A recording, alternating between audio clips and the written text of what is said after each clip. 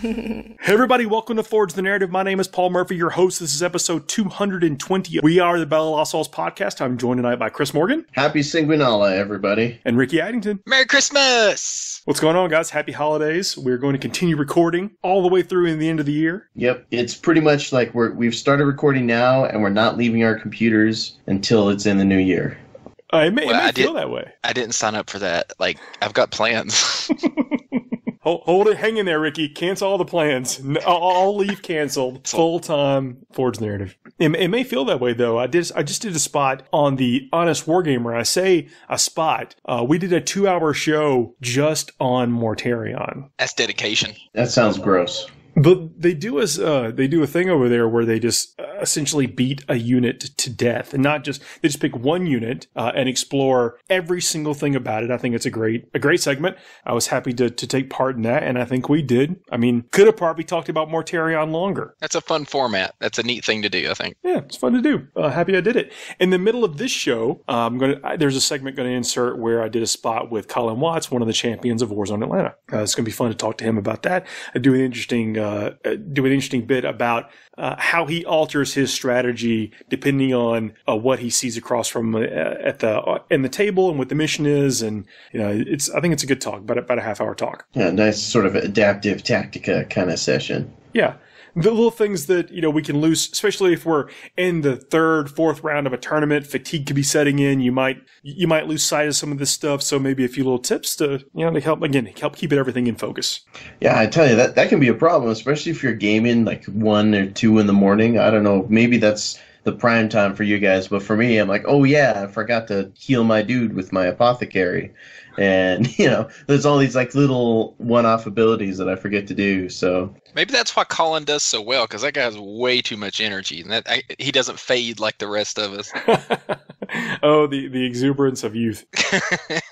Life hasn't beaten Colin down yet, so we'll see him in 10 years. Right. Well, yeah, it's a good segment. I hope you guys enjoy it as well. I got to play with my Blood Angel list that I've been working on this last Friday, and I will say that, we talked a lot about like the virtues of certain types of scouts and whatever. And I floated back to now having bolters and sniper scouts.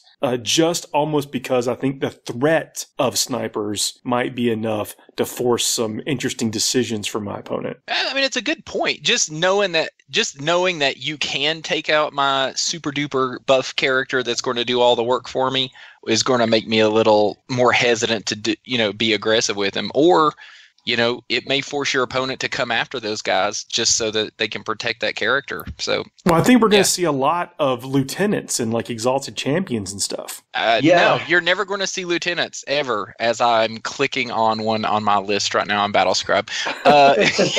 Yeah, absolutely.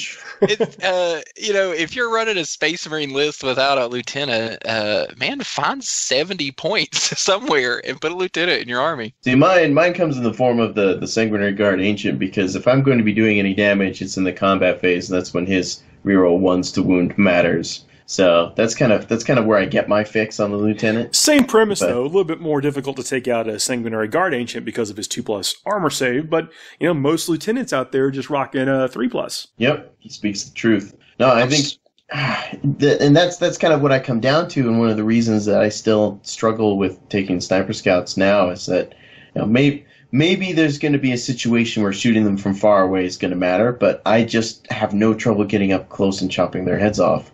So my opponent was coincidentally playing Black Legion, and please tell me you use that stratagem. I absolutely use the stratagem. Yes. I've blown all my luck in this game, by the way. This will never happen again. I come down with Lamartine, the Sanguiner, the Death Company, a Librarian, and a Priest. And sounds like the start of a bad joke. Right, and make my charge with no rerolls, the Death Company, Lamartine, and Sanguiner. That's so good. Oh, man. I had cast Unleash Rage on the Death Company. Of course. They're within range of Sanguiner. So they're rocking what? Like 6 attacks. Yup. Rerolling. Rerolling, but getting extra attacks on a 4+. What did you charge? It was Cultist. Oh, dude. It was he set up. He was actually. I don't think he did this part on purpose, but remember that you can do it or whatever. He had 2 15-man units of Noise Marines behind his Cultist, but they were like 12.1 inches away. Okay.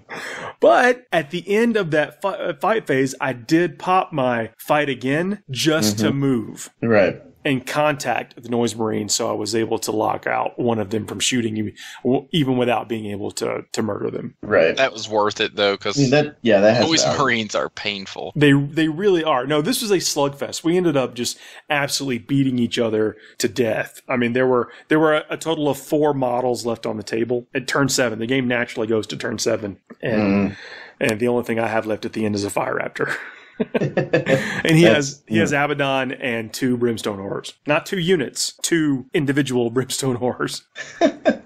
Jeez. I love it. I gotta say, I love it, and I love when fights end up like that. And sometimes, like it's the dice that does that. But I find more and more with my 8th edition games that sweeps, while they still do happen, they don't happen as much as they did in 7th. And a lot of times, it feels like everybody has stuff dying. Right. Yep. And this is one of the best things about 8th. But that does kind of lead us into, I wanted to have a discussion about Chapter Approved. Chapter Approved came out on, I think, the week of Thanksgiving, where we did have a break here in the U.S. And so we didn't get to really talk about it and go down some of the big changes in here that got introduced to mission format, the boots on the ground rule, and some point value, some point changes. So, of course, I mentioned the Fire Raptor, and that got a points decrease. Yep. Strangely it sure enough. did. It is a beast. For 348 points, you were throwing out what it felt like 100 bullets. And yes, 2 quad bolters, so that's 4, 8, or 3, 6, 12, 24 shots there, and then how many from the cannons? The nose cannon is 10 shots. And that's 2 damage. 2 damage. It's not insignificant. Strength 6, damage 2. Yep. No, I think I love that front cannon. There's a very small part of me that's sad that it's only 10 shots. But 10 is better than the 7 that it was in the last edition. But one of my favorite parts about the Fire Raptor is the missile batteries, because instead of it being like the Storm Raven missile batteries, it's got 2 shots per battery. So you're firing 4 missiles. That are also multi-damage. Yep, strength 8, AP minus 3, 3 damage each. I love it. It's no joke, and it's a bargain. I think that with the kind of increase that the Storm Raven got and the decrease that the Fire Raptor got, if you're not transporting troops or a dreadnought, don't transport a dreadnought. I don't think that's solid. But if you're not transporting something in the Storm Raven, you really should consider the Fire Raptor. Absolutely. So glad I've got one already. Well, the boots on the ground, the rule in here now is when determining which player controls an objective marker, exclude all units that have the flyer battlefield role. These units can never control objective markers. So it's not that you're tabled with a flyer or what have you, that they don't count as anything on the table. It is that they cannot control objective markers. So your Thunderhawks are still safe. They can fly and sit on that objective. Because they're Storm Eagle. Because they're not flyer. They're not flyers. Yeah, when that Thunderhawk is contested by 2 cultists, or even 1 cultist because of the objective secured rule. Yeah. Well, if they get closer, yeah. I think the Thunderhawk is 1,500 points now with his weapons. It's pretty beastly. It's base 1330 now, so yeah, I didn't even add up the guns because it doesn't matter. You're never going to take it. Like it was. I was toying around with the idea when it was 700 and something, and now that it's almost double. You do have to think about it. When it's 700 points, you've got to maybe, it's like, can I make this? Cause especially with it being Dark Angels and flying a Dark Shroud beside it and giving that thing -2 to hit it, and it's just shooting stuff off the table. It's almost viable in some instances, but not at 1,500 points. I believe the Stormbird did justify a big point hike because just how easy it was to kind of manipulate and trick that thing out with 40 wounds and a void shield and being able to save mortal wounds and stuff. I mean, it was pretty bestial. But I think that the jump on the Thunderhawk is a little heavy-handed. But what the points in this book do is really like codify what is Apocalypse level stuff, what is 40k battle level stuff. Yeah, for sure. Hey, the Chaos Greater Demons are probably the biggest illustration of that to me. And I know several Chaos players in the area around here are nursing wounds, so to speak, internal injuries over what was their favored list, which is now. I can't blame them for their favorite list. Yep. But at the same time, those units needed the hike. Whether they needed that much of a hike, if I'm making my own judgment call, I'm saying no. I mean, there could have been a bit more surgery about that, as opposed to just reverting back to old habits. Well, with the let's chaos think about numbers. it for 1 second, though. The idea, like one of the core concepts of the game, is that the data slates are going to remain the same. The points will change. And so they can't really alter the abilities that are on the page. The only way to make them appear less often is to really mess with the points. Yeah.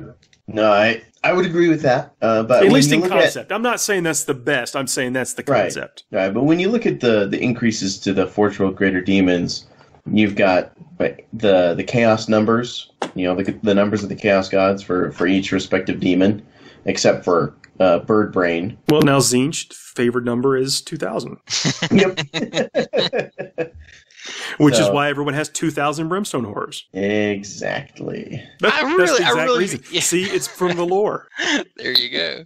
I feel like they just shot from the hip on some of this stuff, though. Like, it was just kind of funny. Like the Warlord went to exactly 6,000 points. Exactly. It was like. What we were joking about. I have it on good authority that he was supposed to be 6,005 points.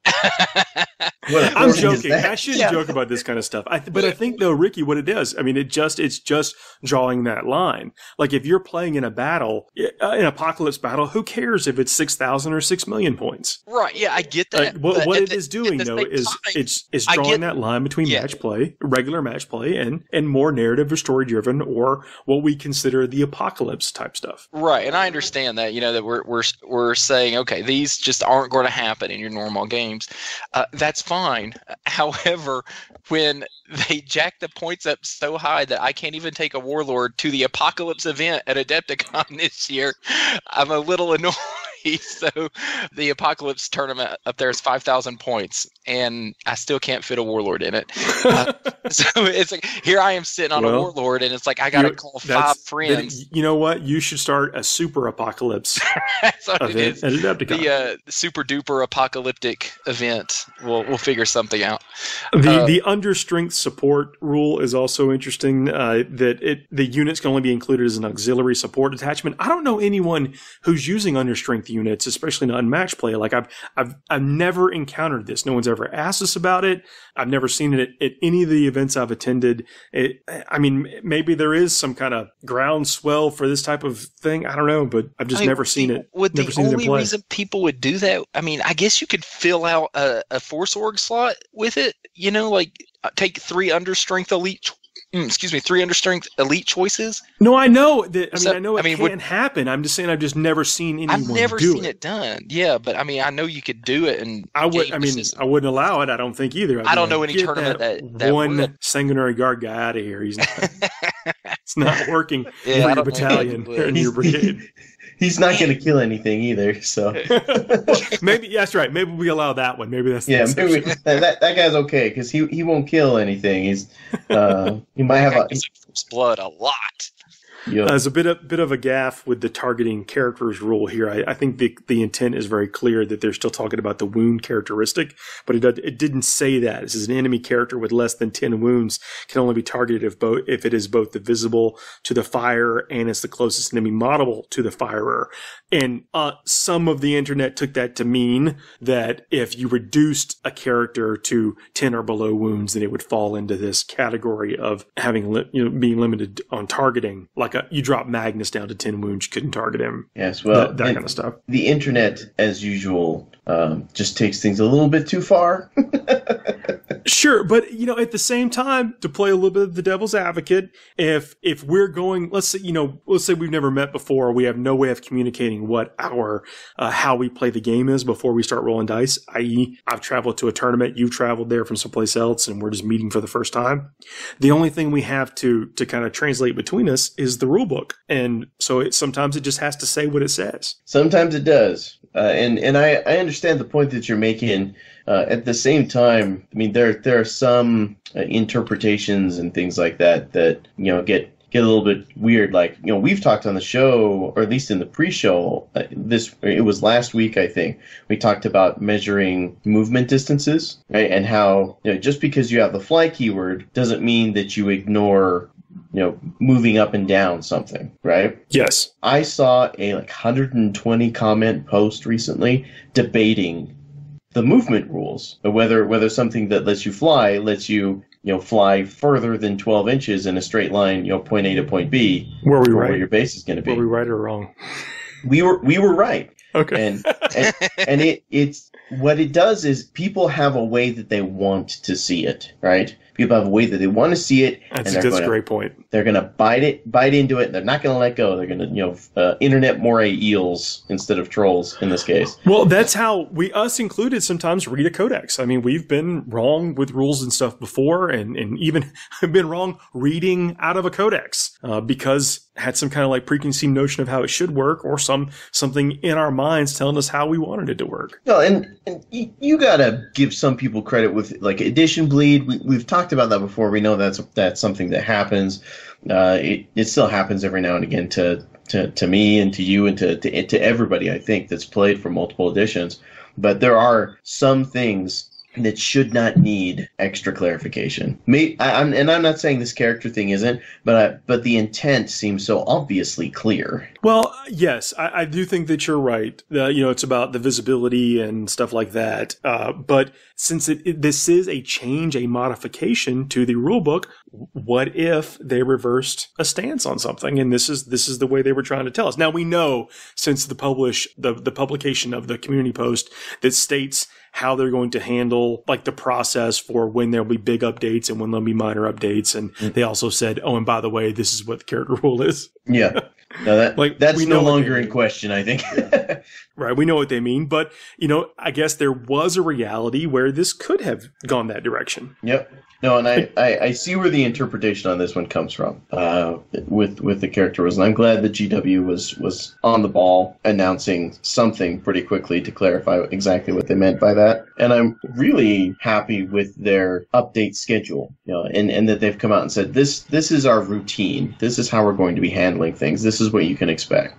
I would like to see, I think, a little bit less. I think I'd like to see a little bit less volatility and just go with the chapter approved 2018-19 editions as big major things. But, Yeah, one a year is a lot. I mean, when you think about how 8th edition just came out this year in the summer, and then 10 codexes came out. So someone's bought a rulebook, someone's bought their codex, and now chapter approved has come out and they have to buy chapter approved. That's a lot of books to buy in a 6 months period, right? Yeah, you can get some wallet fatigue in that area. And the whole point of 8th edition was to kind of scale back the number of books and sources that you had to bring. I mean, 7th edition was great from a content perspective, but it was also I bought an extra large bag to fit all of the books inside because there was just so much stuff you had to have on hand to play the game, and I would hate to see 8th edition go back to that. We're not really. We shouldn't see that. We'll when the 2018 book comes out, the 2017 book's going to go away.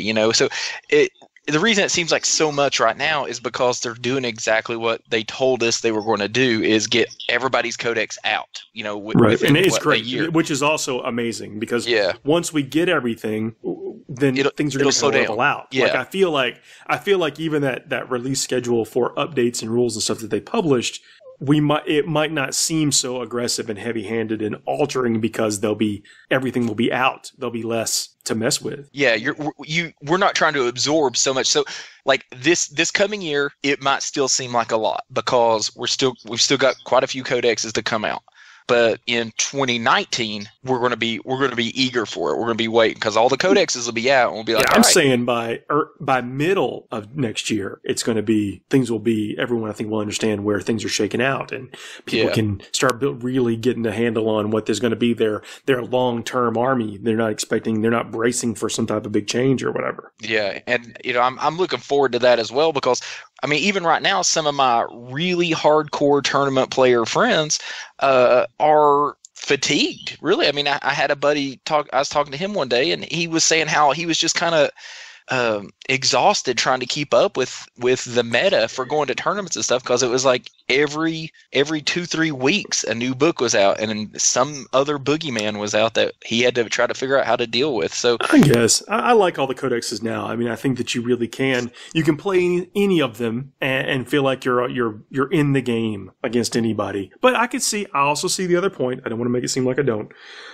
Limits of command. This is divided the community. Not this rule, but the division on what you should be able to do with pre-game command points has been a divisive topic. Now it states you cannot use the command reroll stratagem to affect mission dice rolls. Mission dice rolls include any dice rolls that are made before the battle begins, such as those that determine who chooses deployment zones and who gets the first turn. Those that must be made at the end of the battle, such as rolls that determine if the battle ends, or any rolls that determine how many victory points are awarded to a player. Can't use command points for that. I mean, that's less of a big deal for me because that's the way I've always played it, and that's the way the crew around here has always done it. So that didn't hit me as hard as it hit some communities. But down here we were the opposite, so it hit us a little. As long as, I mean, it doesn't bother me that you can't or you shouldn't. Yeah, I mean, it's not tearing me up inside to know that I can't do that. It actually kind of helps me a little because it saves me 2 command points every game. Because, believe it, I've definitely used it. I don't want to say that. I mean, I have every time I brought the 13 command point monstrosity list, it was rerolling that seize. Yeah, and every time I played a list like yours, like, oh, you have 3 mana cores. Okay, I'm gonna try to go first. Okay, reroll that and then reroll the seize because I can't weather turn 1 that's Gary to come at me. So yeah, it was definitely a big thing for me to be able to use it, especially with how insane turn 1 can be against some armies. So yeah, I kind of hate to see it go, but at the same time, as long as we're all playing by the same equal playing field, that's fine. I want to give a lot of attention to this. Progressive objectives are now in the main mission archetypes in chapter approved. Dude, GW finally coming around. Like, I mean, it only took 20 two editions. It took a while.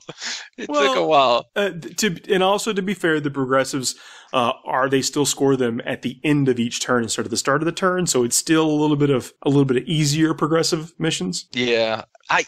When I first, I kept trying to think of where I first encountered at the start of the turn. Years ago when I started going into turns, it was probably one of yours. But I think that is the best way to score progressives is at the beginning of your turn, because it forces 2 things. It forces you to have to actually hold that objective, and it also forces you to try to play more turns. So just scoring at the beginning of your turn discourages slow play because it encourages you to try to get that next turn to get those objectives. So I'm a huge fan of scoring at the top of the turn. I'm just happy that the concept is in the main missions, and I'll take it. Yeah. There were a bunch of point changes. Well, that's actually not the only new mission type in here either. There's one where you are able to burn down objectives, which is actually pretty neat. We played that or something similar to it at your last tournament, Ricky. Yeah, it's a really neat concept to you can actually build your army. You can tailor your army a bit to that. Just get rid of the objectives and move over to the other ones. But it's a neat tactic, knowing that you're going to be able, if you can't hold an objective, just just set it on fire and move away. Which is the controller raise. Each player scores 1 victory point at the end of each of their turns for each objective marker they control. A player controls an objective marker if they have more a model. You get the idea. However, if the objective, this one, my apologies. Yeah, you can just choose to destroy it. Okay. Yeah. I could have sworn there was one in there that did that. Yeah. However, if an objective marker is within the enemy's deployment zone, you can choose to raise it if you control it. Doing so scores you D3 victory points instead of 1, but that objective marker is then removed from the battlefield. Yeah. That's fun. Yeah. That's really fun, especially if you got one of those armies that can, drop some dudes back there in the backfield, get on the objective, and then, as they're getting ready to get overrun, just set that thing on fire and just kind of give somebody the middle finger as your guys die.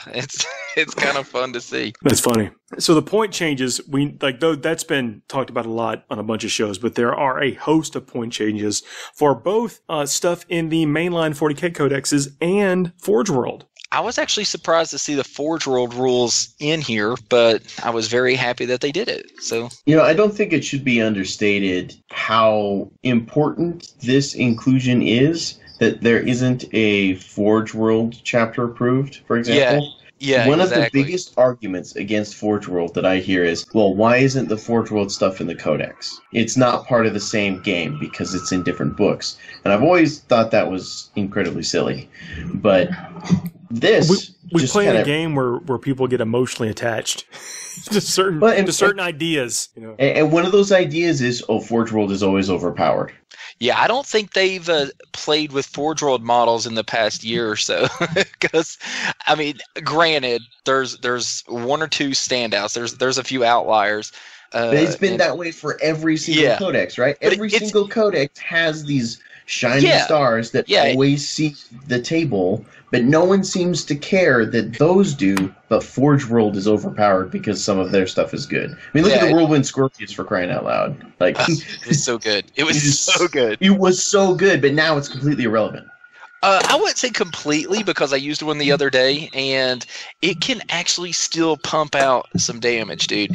But yeah, 220-something points. Yeah, but not enough. If it stays stationary, 220 points, stationary is pumping out 63 shots at strength 6, AP minus 2 damage, something like I can't remember. Dude, that thing, if you got it re-rolling, I had mine next to Azrael, so he was re-rolling all hit rolls and re-rolling wound rolls of 1 with a lieutenant. Man, that guy's got attachment issues.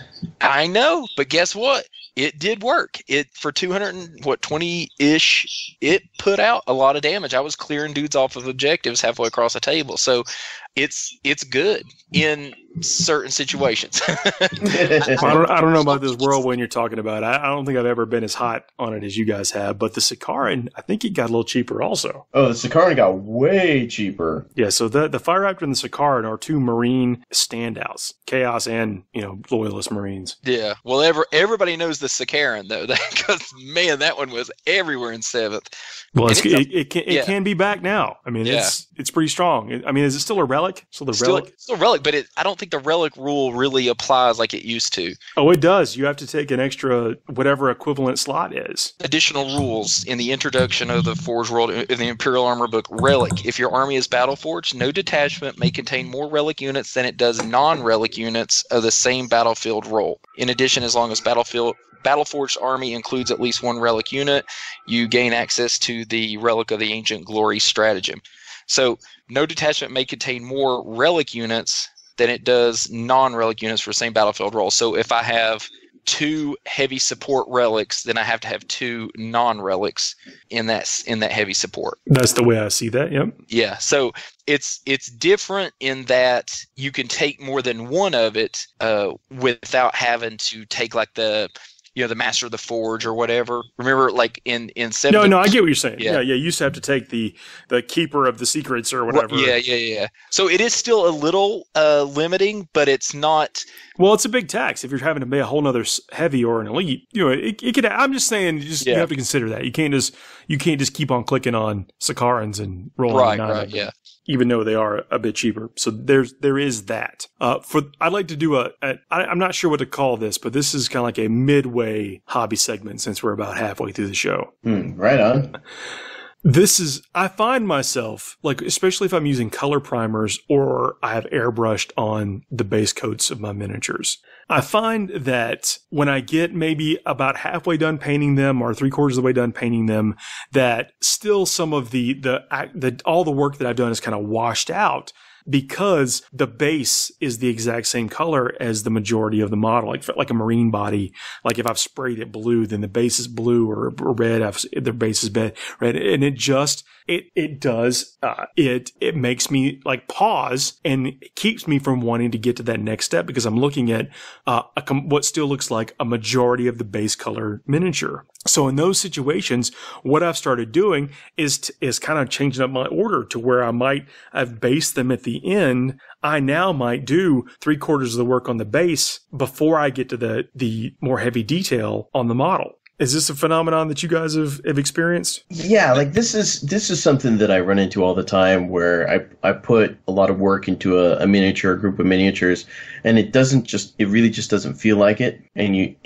Once you do get the base on there, you can get a feel for how those colors are playing off each other and just see some variety. I always prime things black, so I always see the black base, and that's kind of a gift for me. That if I was spraying red and the base was red and the whole model looked red on say a Tactical Marine or a Primaris Intercessor, I would feel like I hadn't gotten anything done on that. That's what it feels. It really does. You just look at it like, I've spent so much time, and this is just a red rectangle right now. Yeah, and people who are against basing don't really appreciate or understand the incredible difference having an offsetting color on your miniature can make aesthetically. True. I'm with you. I think you guys are nuts. I sit down and paint my models all the way through with no motivation issues whatsoever. Never happens to me. I don't think you're being truthful right now. Really? Yeah.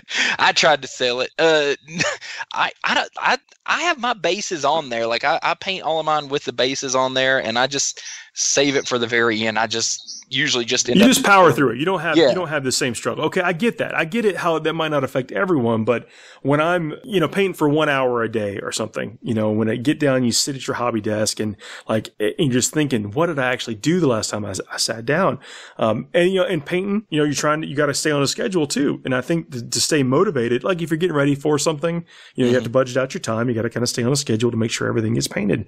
And I find ways to keep myself engaged and motivated. And what I found a big hurdle was this, getting about halfway through with the miniature and seeing just, if it's something like a Marine, to where everything is kind of washed out. You're missing some of those details to make you think that you're like, yeah, I'm really doing this. I'm in it. I'm almost done.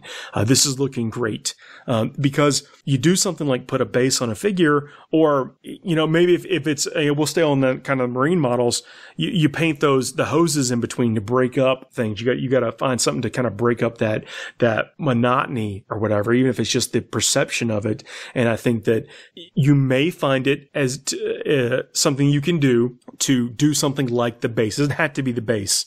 It could be the weapon, the head, doing some accents like knee pads, like painting the knee pads a different color. I don't know if I do decal work at this stage, but you might find that there's, even on non-Marines, there's steps you can do, add splashes of color that help break up the overall look. The same reason you're going to do it at the end anyway, to break up the overall look of the model and add some kind of some signature elements. Maybe you do it a little bit earlier, and it helps you get to that stage to where it's a more enjoyable process to finish the figure. Yeah. So what's funny is you want to go and play with the base to help break up that monotony. For me, thinking about going in and doing the basing actually makes me paint slower, because I prime everything green, so then I have to go back and paint the base and then put all the stuff on it. So I always dread getting to that point. So I will take longer. I'll put more detail work into the model just to kind of avoid that, responsibility there. It is funny how we all, there's going to be different hurdles, for different groups of people, but I think we'll find some commonality the more we talk about it. Yeah. Everybody's got a lot of the same, things that will get them, but it's funny to see how we do it or deal with it differently. But what I do a lot of, especially lately with the Primaris Marines coming out, has been just batch painting like crazy. Like right now I have 6 aggressors and 6 inceptors sitting in front of me, and it's just a big blob of green plastic sitting on my green cutting mat. So that is intimidating right now. So I've been playing a lot of video games instead. Yeah, it's but what, Scarab and Warzone Columbia is coming up soon, and when I get about a week out, I will knock all these out in about one night and cramp up with the wrist there, and they'll be done. But that's kind of usually how I pull through at the last minute, is just to have a tournament scheduled. Man, I'm actually kind of getting ready for that too. I'm not sure what I'll take to that. Also getting ready for the LVO. I'm going to be rocking my Blood Angels with some Blood Angel fan kicks. Oh yeah, super fan. You're a super fan. Oh, they come out with new Dark Angels ones. New Dark Angels and new Blood Angels ones. This is not. I mean, this is unscripted plug. That rolled right into an advertisement, didn't it? But somebody sent me a link to the new Dark Angels ones, and I was like, well, I don't have to buy the whole shoe. I could just get the top. That's much cheaper. I could do that. So I was about to pull the trigger on that today, actually. Do it. Well, guys, let's take a quick break. Come back, do that spot with Colin, and come back with us after that, and then we will talk about an army list. I think I've created another monster. Is this the one you sent me earlier? Yeah. Oh, boy. All right, hold on to your butts. Be back in a few minutes, guys. Is your garage full of dusty old models? Head on over to Frontline Gaming's secondhand shop. We buy, sell, and trade used Warhammer miniatures daily. Head on over to frontlinegaming.org for more details. Hey everybody, welcome to our special section of Forge the Narrative. My name is Paul Murphy. I'm joined today by Colin Watts. Hey there, everyone. Colin, man, thanks for joining me. Thank you for having me. This is fun. Yeah, you're top finisher at Warzone Atlanta. Woohoo! 3rd year in a row. No, top finisher. I'll claim that for 3 years. But, well, you're a champion this time. Yes. Yeah, thank you. It's exciting. Yeah, I mean, you play consistently very well, even locally and at big tournaments like this. And so I wanted to bring you on and talk a little bit to you about the way you approach the game. And I don't mean necessarily the game like as a whole, how do you approach 40K, but how do you approach your specific games when you are bringing your list to the table, when you're reviewing someone's army list, when you're looking at the mission, how does it influence you in your early setup and then your overall play? Sure. That's a lot of thinking. Where would you like to start? Right. I know. I'm just framing the conversation now. I follow. Just like no, it's all right. So okay, you bring B-face list. I do. I am known for it. Sometimes ridiculed for it. It's all right. Look, you're coming to a tournament. Bring what everyone should be playing to win. Most people are playing to win, and so it's completely fine to bring lists that will compete very well in the environment, in that setting. But what does that mean? Because everyone's doing that, right? So everyone is bringing what they consider to be a beat-face list or whatever, especially as you start to separate into round 2 and 3, and beyond. You're playing people with like scores, people that have won their previous game. Sure. So, I mean, you're playing right now. You're playing demons. I mean, Magnus, Tyrion. I mean, that list that we talk about that exist. Mm-hmm. So, I guess I'll kind of real quick. The Warzone version of the list was the Brothers Grimm Primarchs, 3 Demon Princes, 3 Giant Chaos Spawn, the Changeling, a Herald of Nurgle, 40 Brimstone Horrors, and 2 Malefic Lords. Now, some of that's obviously changed. Yes. With chapter approved. Malefic Lords has come up. Malefic Lords have increased. I still think they're not terrible. You could make a case for them. So, I mean, they were only in the list because they were incredibly good backfield protection at 60 points, but I was really happy to remove them, right? I think that was probably a good change for the game. 40 points. What were you putting on them? No, they were 30 points base, weren't they? Oh, yeah, right. Yeah. Okay, I was like, did I play 20 points 60 down? points total. I thought you meant a piece. Yeah. I'm like, what? No. I had 2 of them. Okay. I was like, did I be missing points this whole time? That's right. So you're just fine. You're already playing for the change. It's all right. No, I'm sorry. You are right for two of them. And then the giant chaos spawn got a change. I really think that was more of a reaction. I think they were fine. A reaction to who? I think me and Kelly Wallace were the only two playing them. Oh no, they were played out there a lot. Oh, were they? Yeah, okay, yeah. Locally, I guess played a lot. Because of the you could get a couple of swings with them, where you can get. Oh, sure. But anyway, I think that they were at 75. They were undercosted. I mean, that was once again a good change. I don't know that 150. I think is correct. I think that's a little much, but 75 is a little. Time will tell. This is kind of stuff. I mean, we're getting to see it in action, like 8th edition in action. The concept of it is point values are going to change. Oh yeah, absolutely. The core rules of the unit will be consistent, but what you see in match play will be different. Yeah, which I mean, I think is good. It's healthy for the game, right? Yeah, I mean, it really is. It absolutely is. So, okay, that's your list. So you're obviously, again, I told you, you're playing a real strong list, but that doesn't mean you're not going to encounter other strong lists. So when you're coming to the table, what are some of the things that you look for in your opponent or in the mission that will make you change your game plan up? I mean, I think right now you could think, well, I'm just going to put my models on the table and my stats are going to beat folks, but that's not how you play. I mean, that isn't how you play, and that's certainly not what happens in high competition environments. So for me, generally, not generally speaking, almost certainly, unless it's a format in which this isn't possible, when I walk up the table isn't going to be the first time I've read that mission, and generally speaking, I will have done my homework, right? I'm not going to say I obsess over things, but maybe a little bit. I read the Warzone missions, the night before and was like, all right, what am I going to be doing tomorrow? Which ones are going to be what's going to trip me up, right? I'm trying to remember, I don't remember which mission it was. One of the ones at Warzone, maybe mission 2. No, that was Red Rover. One of the missions I knew was going to be challenging. If I run into the wrong list or the wrong player on this mission, I'm probably done, right? That's just not going to go well because of the list archetype I'm playing. And I think a good tournament, everyone should have one of those, probably, where it's ooh, this is going to be a hard mission. Well, mission design is huge for the balance of the game. That's one of the things you can control at your event. So event organizers, and in any event, we also preach that you publish that stuff so people can do exactly what you're talking about. Because there should be curveballs in there, but you, as a participant, should get the ability to see it. You shouldn't lose a game because you read the mission wrong. Yeah, you should have a chance to sit there and read it and digest it. So, I mean, that's what I do. And then you get to the table, right? And you shake hands with the guy, say hi, how you doing?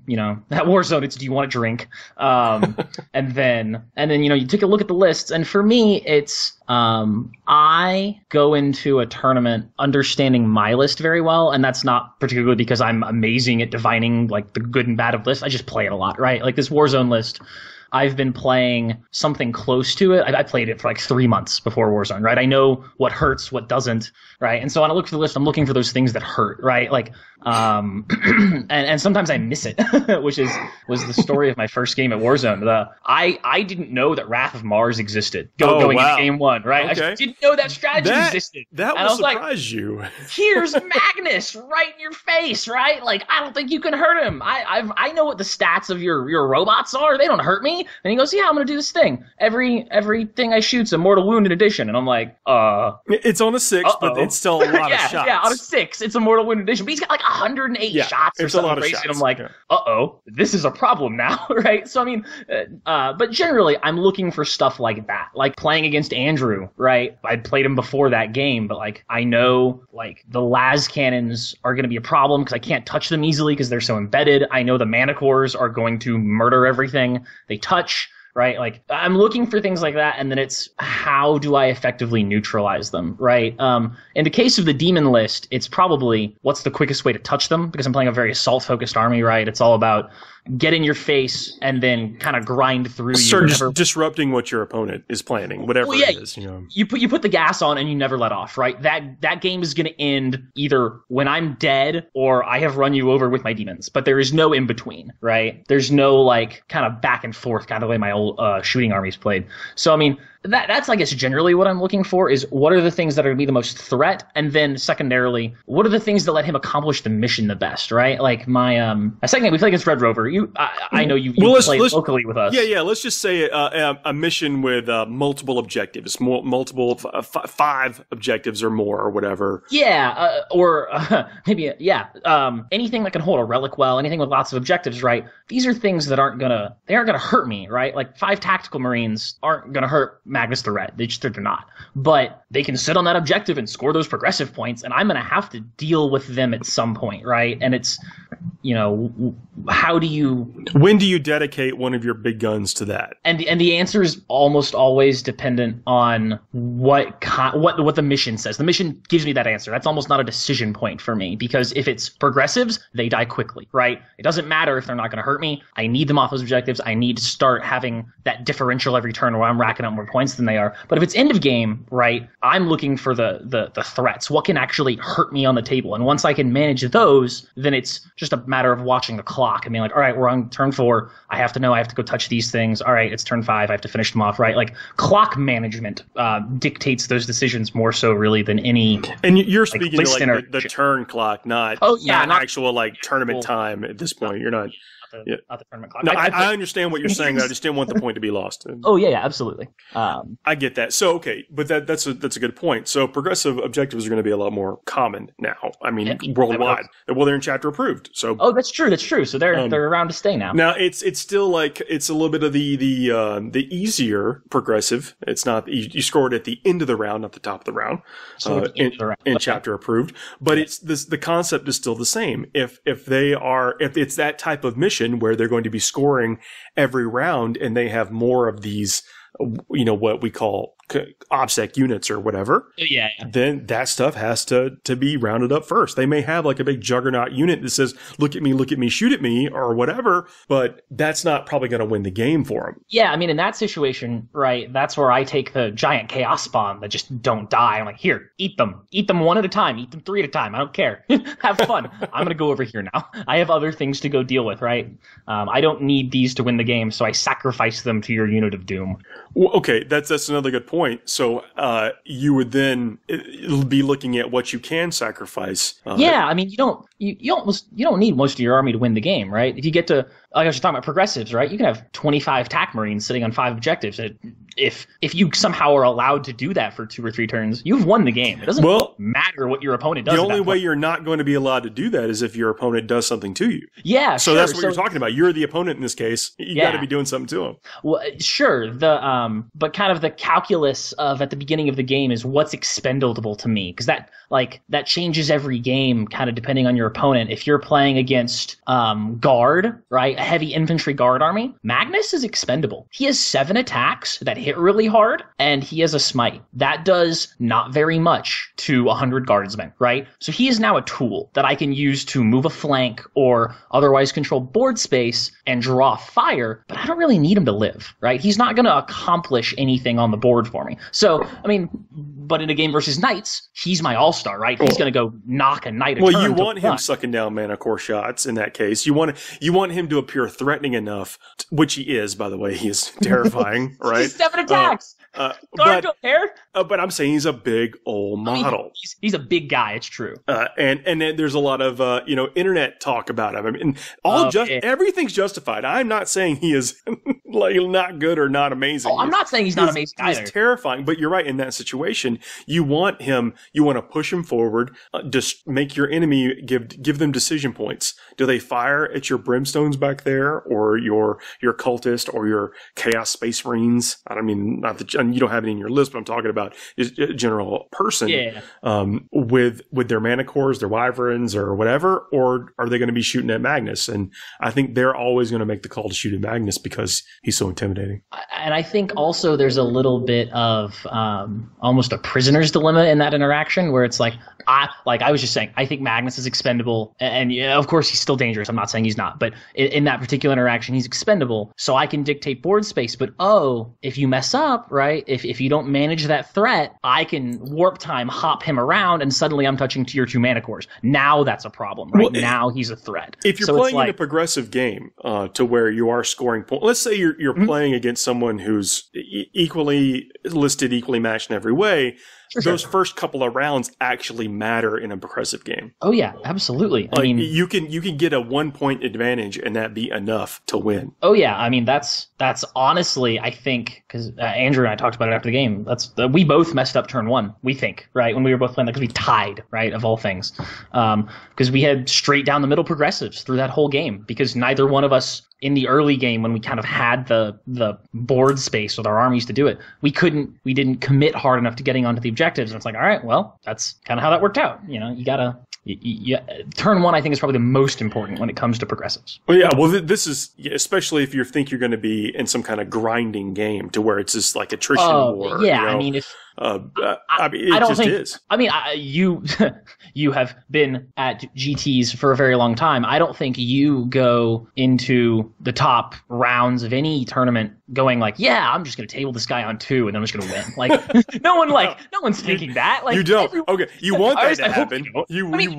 It'd be awesome, but I mean, you have more respect for your opponents than that, right? They're as good as you are, right? They're here at the top. They know what they're doing. Like, these are going to be hard games, so you got to look for the small advantages, right? Yeah, and this is what we're talking about, eking out that. What's the play here? And I think you mentioned it, but it is grinding, getting out there and get that advantage. So distract them with this. If they've got an army that can really pound on your stuff, then with your big power piece technically being expendable, not a factor in the point scoring. I don't want to say winning the game, but not a factor in scoring the big points. It is not a tool you will use to win that game. All right, so that's a good point. That's a good way to look at it. So in a kill point mission, let's say, how would you approach? What do you look for in your opponent? What gives you pause? The main thing I'm looking for, like in a kill point game, first it's who has more, right? Am I, or what kind of like kill point construction is it? If it's straight kill points, right? Am I at a disadvantage? Am I at an advantage? Like what's the margin I'm going to need to work with here? And that's just sit there and count the lists real quick. And then once you know that, right, that's probably going to further dictate the rest of your decision making, where it's, all right, I have to play up 3, right? Or I need 3 more kill points to win than he does because he's got more in his army, all right?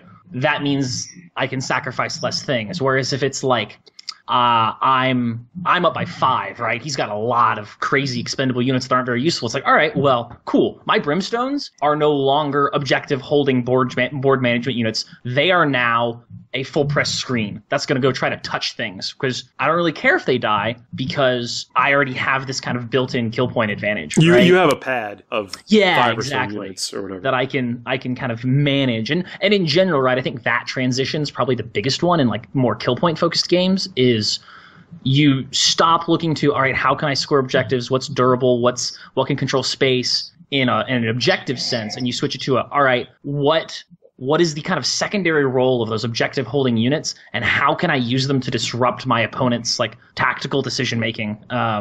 Where it's, I've got these 5 Blood Angels that are running down this street and they get ignored. And then, all right, they're going to assault this unit. It's like, shoot, I wasn't paying attention to them. They're not important, right? I was managing the other threats and now I've got this unit locked down, right? That's a problem that you have to be thinking about almost a turn or 2 ahead or they kind of catch you. I get you. I think I see what you're saying. I think writing down, and I'm terrible about this, by the way, but I think when you mentioned counting the kill points before the game of your opponent, do that and then make a note somewhere that you're going to reference in that situation. I just have like a plus or minus whatever. Just have the differential of who's starting with the advantage. And I did it wrong at Warzone. Well, it's so easy to lose track of that kind of stuff. Especially as the game. I mean, I know in a kill point game you do you count your 1, 2, 3s, and 4s, but making that little note at the very beginning lets you know: are you playing up? Are you playing down? How behind or ahead are you? Yeah, I think being probably the thing that I think most players could benefit from, probably the single most thing, is just being aware of the current game state. I think a lot. It has been experienced in the past with playing opponents where people would feel like they were doing really well for they killed this unit, they killed that unit, whatever. They've taken this objective. They feel good, but the game is slipping away from them only because they're not remembering the mission, or they're feeling good killing sacrificial units, that kind of thing, where it's like you have to really. I can remember moments of being very, very proud of myself. I just killed this unit, and I just lost the game. Well, I can remember in 7th edition I played against you, and you had this giant blob of zombies that was coming to assault my Tau, and I shot him. I was like, cool, he's not gonna assault me. And you were like, you just killed like 60 points of zombies. That feel good? And I was like, yeah, it does. It feels great. It is incredibly satisfying. Like, you picked up a lot of models. I feel awesome. Am I losing this game? Probably. But it really is easy to lose track of that either because tournament fatigue, you get blinders on because you've heard this unit is bad and so you just want to kill it, or maybe you just get a mad on for something, Yeah, I mean, or if you just don't respect the unit in general. I mean, I know I was guilty of that going into Warzone several times, where I really thought like, oh, that's not important. And I was like, oh, I was sorely mistaken. This is now a problem for me to manage. But you think some of that stuff is just being unfamiliar with the unit itself, or do you think that you made any like structural gameplay errors? I don't know about structural gameplay errors, because I think my opponents pretty quickly showed me that I was misassuming. Kind of turn one, it was like, oh, all right, I now respect that more than I did before. All right, let me kind of change the game plan. And I remember you had asked kind of at the very beginning, what do you do when your game goes sideways, or what happens if like you hit that decision point and you're like, I didn't fully plan for that. And I don't really know if there's an easy answer there. I think it's the exact same thought process you have at the start of the game. You just kind of reevaluate it given where everything is, which sounds kind of obvious, but I really think that someone can easily, and I'm guilty of this, you get locked into a game plan. This is how I win. This is how I win. This is how I win. It's like, all right, well, that's no longer an option. Like, you're going to lose if you do that. You must think of something new. And some people get locked in where they're like, I really want to do it this way. Well, yeah, you just can't. You can be outlisted. Then we talk about power lists or whatever, and everyone bringing them. But I don't need lists. I'm sorry. But I'm talking. You could be outlisted from the very beginning, and that has to change your plan. Sure. Well, I mean, I'm just thinking of all the things of when to do it. But we're talking about something subtle, like something has gone. It is. Shadow Spectre showed up and have a good flamer. Yeah, or you lost 2 extra wounds in an engagement that you were not expected. I mean, you 3-up invulnerable or whatever, and you give away 2 extra wounds. You lose a chaos spawn on a round you weren't expecting to do. You needed them to. Let's just say you needed something to happen and it didn't. Mm-hmm. And then that makes you do something. Do you keep on the path that you were on, or do you really evaluate things objectively and see if it's time to change the plan? So I personally think that if you arrive at that moment and that's when you're making the decision of what to change, you're probably too late. Okay. This is something that you've probably heard me say locally, but I think it's worth repeating, that we think about this game in averages a lot, right? Oh, this should do, or math says this should do 3 wounds or whatever. Well, as a reminder for how math works, if it's supposed to do 3 wounds on average, that means half the time it does more than that. Right? You're like, I got 4 wounds. On average, you're going to do 3 to me. I'm going to live. Well, it's like, maybe 45% of the time, but the other 65%, you're going to die, right? Or reverse that. It could do less. It could do fewer It could, wounds. right? It could. It's the wonderful thing about a dice game. But, I will generally commit to an idea and say, all right, I want to do this. This is how I think this should go. Based on how likely I think that thing is, here's my second option. Its primary goal is this. And if that fails, then it can step in and accomplish that goal. So it's like goal number 1, most important goal, has to happen. It has 2 or 3 kind of secondary things where it's like, oh, that unit didn't pull its weight. All right, you're stepping in. You're also going to help. You're going to make that happen. And whatever your secondary goal was, that's not important because we have to accomplish whatever we were doing. And then you kind of sequence through that kind of decision tree of, all right, I've accomplished main goal number 1. what did I have to use to do that? All right, well, I used the guys for Objective 2 and Objective 3, so I'm going to go do Objective 4, and I accomplished that one. They did their job. All right, so what did I get done this turn? I got done my first goal and my fourth goal. I missed out on 2 and 3. What is that going to mean for me next turn? It means, all right, well, this flank is probably going to collapse. What units do I need to reposition to kind of manage that? Or do I let it fold, and do I step out and hold my strong side and just let him have it, right? Like, are there objectives over there that's important? Is that going to lead to touching vulnerable units that need to stay back? Like, that's kind of the decision process I'm going through of how much does it really matter if this goes badly? So how much do I need to kind of overcommit to making sure it happens? Yeah, it is also, it's very satisfying to when you can plan all that out. Like, say shooting. Let's just say, say drop pod shooting or something as an example. Yeah. I'm going to bring down 3 pods and they're all going to fire at this demon prince, and because math says I need all 3 squads to kill him. Mm-hmm. And then when the first squad kills him, oh, the feeling of joy. Yeah, you're like, all right, wow. I guess I'll shoot this guy over here. Yeah, not because you were wrong. I mean, you just rolled hot, or the guy rolled bad. Okay. Well. But the feeling of joy of having those, what equates to like 2 free units. Yeah, where you're like, wow, my plan just got so much easier. Okay, cool. What's the best way to leverage this, right? What is this? What did that get me? My opponent's misfortune? What do I get out of this? Yes. Yep. But hey, that's it. Sometimes just capitalizing on that one mistake. It's like some of these matches, they really are. It's like 2 grapplers fighting each other.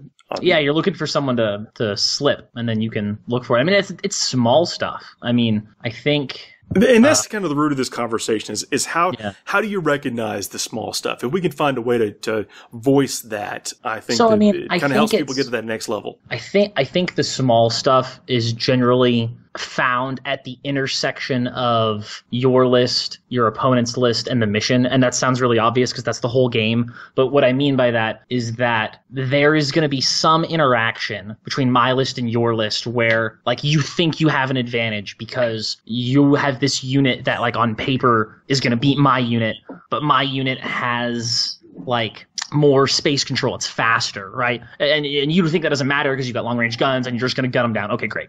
But I can find, like, this objective just on this particular board is near this relic, right? Where it's like, I can force you to have to commit to the side here to come after this unit where I'm jumping it behind ruins and you got to, like, chase me. Because you know that eventually I'm going to jump on that objective and it's going to be a problem. So you have to deal with this. And that's not because our lists are, like, particularly poorly suited in some way. It's just I've eked out this kind of thing where I know this unit's going to lose this fight, but I'm going to prolong it. I'm going to drag it out. And in doing so, I pull you out of position. And then over here, right, I get to do this hard commit where it's like, oh, I'm going to throw this big assault unit. And you're like, all right, cool. I've got this shooting unit.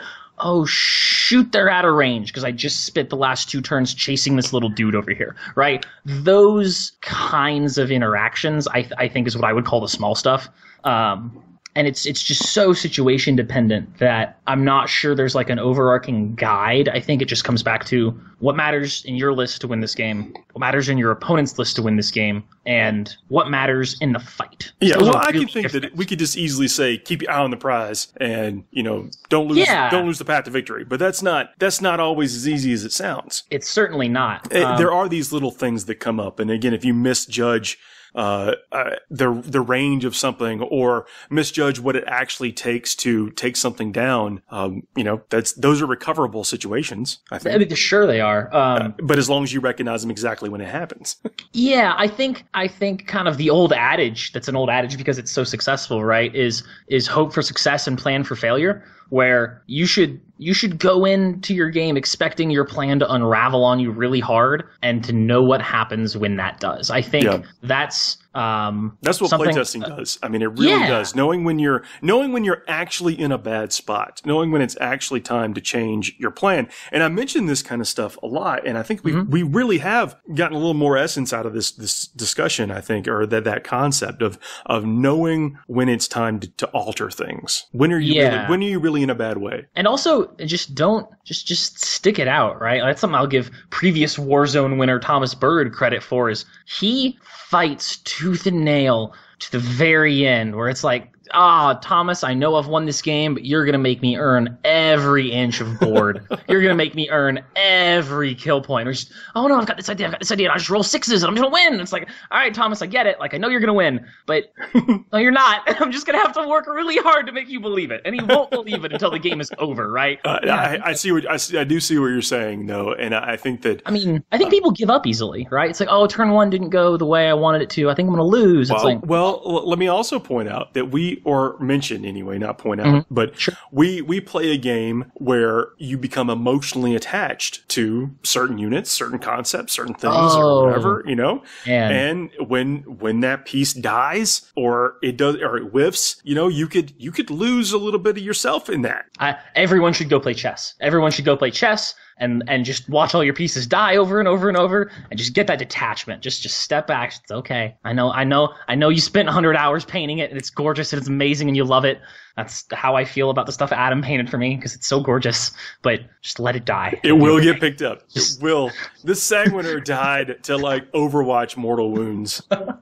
Dude, it's so demoralizing. I go down and play Adam, right? Down in Louisiana. He's just spent however many hours painting up Mortarion for me. I'm so excited. This model's gorgeous. First I'm going to put it on the table. I'm so amped. And I put it on the table, and what does Adam do? He goes, well, here's my 2 Storm Ravens and some Las Cannons. I'm going to target Mortarion. Mortarion's dead. Pick him up. I didn't even get to play a turn with him. I literally deployed him and picked him up. I was like, why would you do that to me? I was so excited. Oh my God. I just did a spot on a relatively new show called The Honest Wargamer, where we did a 2-hour rundown on Mortarion. Yeah. Just Mortarion. The ins and outs, the lore. I mean, it was lore. It was stats and that sounds fun. It was a really great conversation. It's worth checking out. It's a great show. Yeah.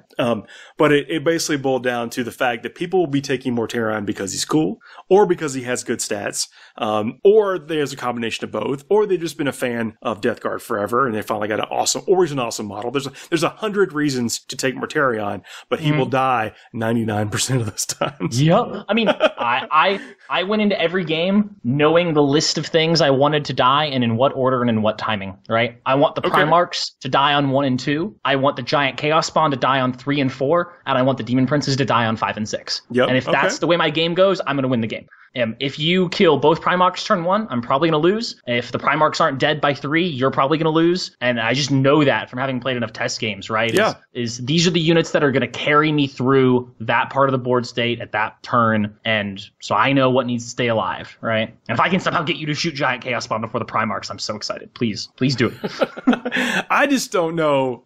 I don't know who could do that. Who could? I know it happens. It does, but it just seems unfathomable to me that someone would not target them first. Yeah, I mean that's kind of almost the unwritten advantage there that I think maybe some people don't appreciate in their own lists, maybe, and so they don't know how to use it. If we're talking about small things, I think that's a sufficiently small thing that you can have these scary units that your opponent has this built up mental thing around. Not everyone, right? But even still very good players, they'll have these predispositions of, oh, I've got to kill Magnus, or I've got to kill Rowboat, or I've got to kill this, that, and the other, whatever it is, right, that's in your list, that know whether that's true or not. And if it's true, then you and your opponent are on the same page. But if you know it's really not true, right? It kind of goes back to the Magnus and Guard example. If you know that you don't actually need this beat stick unit that your opponent thinks you need, work that angle, right?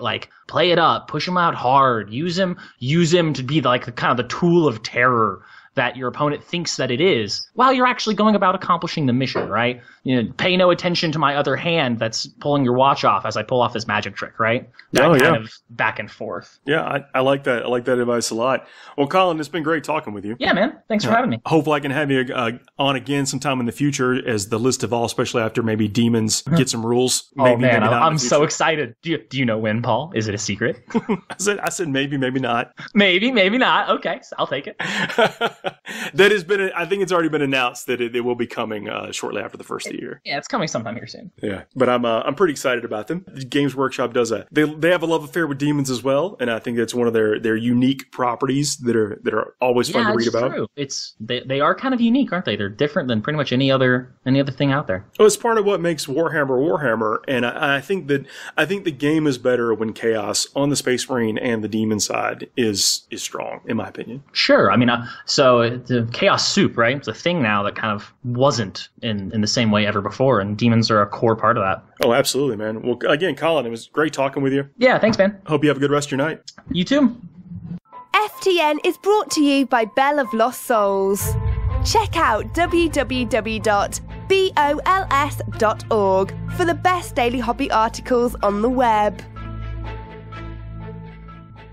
Hey everybody, we are back. I'm still Paul. I got Chris Enrique with us. What's up, guys? Continuing our non-stop Christmas coverage. So the list I was talking about it's got a lot of Blood Angels in it, but if you're going Shocking. by like ITC points or for like what's your faction or whatever, it's a little bit under what would be considered a Blood Angel list. So it's a Blood Angel Vanguard and then an Imperial Guard Astra Militarum brigade.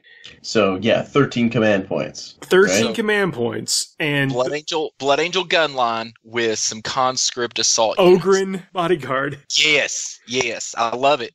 No, it is.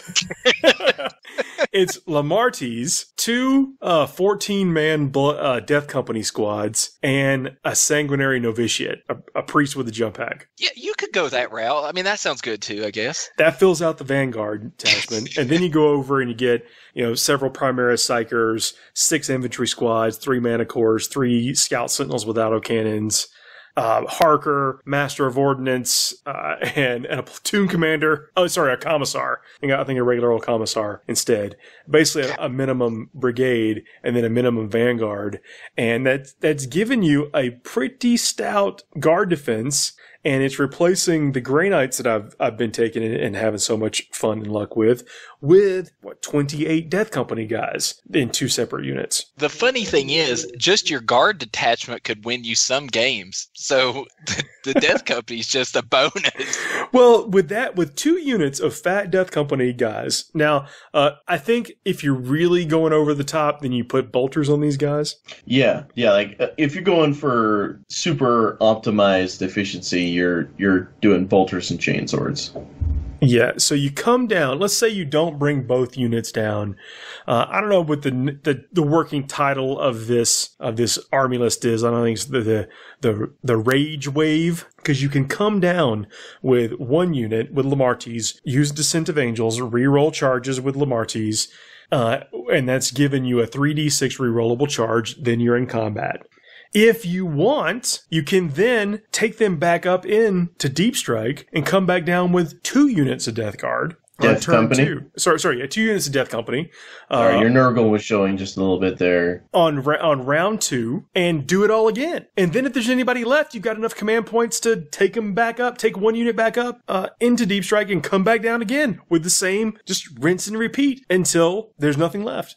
Yeah, man, I mean, and the best thing about that is there's no safe area from that. You can't escape from that. Yeah, even if they're coming close and insulting your gun line with some assault unit, you just kind of come in behind them and scoop in. Like a lot of times, one of the biggest problems with units like Terminators and things like that is that you get this unit, say it comes down, say it hits hard, but then it's stuck over there for the rest of the game. Even if you're lucky with your locator beacon and nobody, just kind of breathes in its direction until it goes away.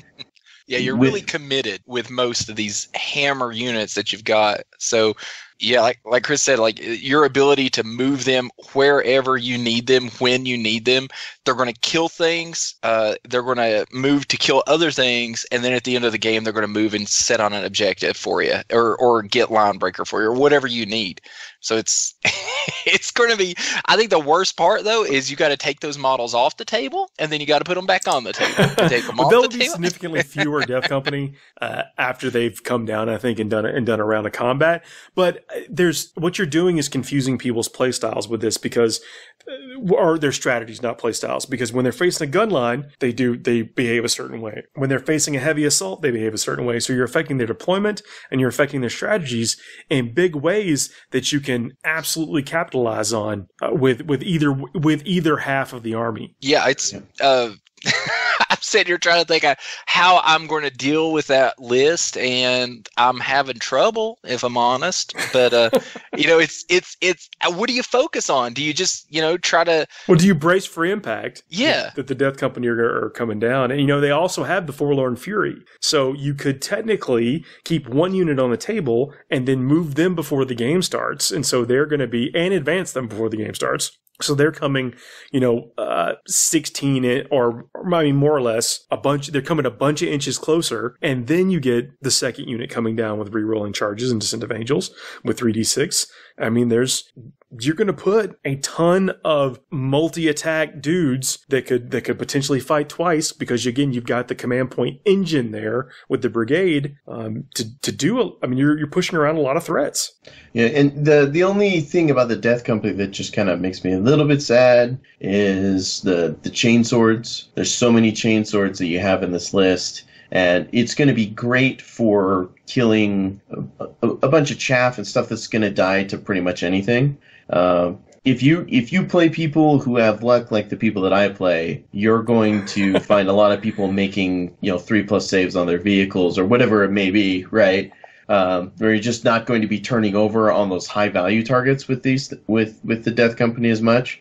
I kind of feel like if you've got an opponent with a big heavy hitter, long range unit or whatever, the second those mana cores are gone, you're kind of struggling to kill those big scary things. You could be right. I'm hoping the volume of attacks will compensate for a little bit of that. But I think if that's the vulnerability of the list, I could be okay with that. I mean, if the vulnerability is that your mana cores are going to get shot at, that's you knew that was going to happen anyway. You're bringing mana cores, they're going to get shot at. So it's actually kind of comforting in that regard that where their heavy hitting guns are going to aim, so you can count on that. If you can rely on it, then you can plan for it.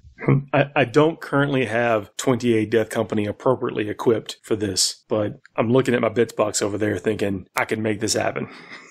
Just invite your clumsiest friend over and let him hold the models until he drops them, and then you just the arms snap off and oh well, I guess I got to do it now. Just blame him and make him put the arms on, and then you're good. Yeah, don't put that one back on here. Just put this one.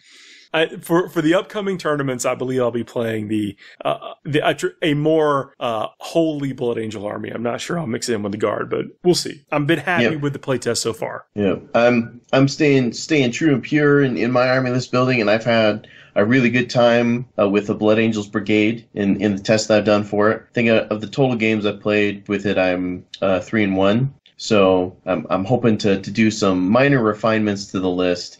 And it was funny listening to someone tell me, it's like, dude, you have more units coming in? What is this? How are you outnumbering me? It's a new experience, but it's been a heck of a lot of fun. On the last episode, you made a very compelling case for the Scout Bikers. I know. It's kind of, not to pat myself on the back too much, but it's not too often that I have Paul go from laughing at my ideas to actually thinking, maybe he's got a point there. You need to find some Scout Bikers before they get snatched up. Yep. Any day you can change Paul Murphy's mind is a good day. Look, I'm open to when it's a winner, it's a winner. You can't deny it. All right, and I think that the Scout Bikers, there's some validity there. I mean, but more as mobile gun platforms. It's a lot of damage that you can throw on people, but so much just force them to roll saves. And I mean, sometimes you're going to need that. I mean, like I told you at this, if I had 2 more bolters, there might not have been 2 brimstones left on the table. Right. And I mean, you never know when it's really gonna matter, and it could, and you've got the mobility to get where you need it without spending that any mobility command is points. so. Oh yeah, that mobility is the importance of that can't be understated. It's, depending on the missions you're playing too. I mean, where Paul, you're testing. Are you testing the Champions missions pack from Yeah, ITC? yeah, getting ready for LVO. Yep. So some of those secondary objectives like recon and things like that require you to be able to move from one part of the board to the other, or have units that can fit into those places.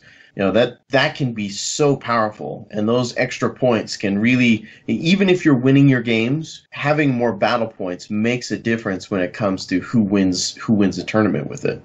Yeah, that's good to know, and really looking at things objectively. And I think that's kind of what we're doing is we're building our list, and as 8th edition evolves, and what we'll try to do on the show a lot is really look at things objectively to figure out what the best decision might be. Now we're still going to play with the models that we like, Yeah. for the most part. But when you are looking at things and want to know how to do something better than you were before, or filling a gap that you had in one tournament to not have it in the next tournament, there's a lot of options out there. There's way more things that are playable now than they were in the past. Yeah, I'd agree with that. And I would love, sometime leading up to the LVO, if we did just some kind of coverage on the missions, and like you're thinking with your list of how you're going to be approaching like your list design to help prevent your opponents from scoring points, but still give you the tools to score the points on them.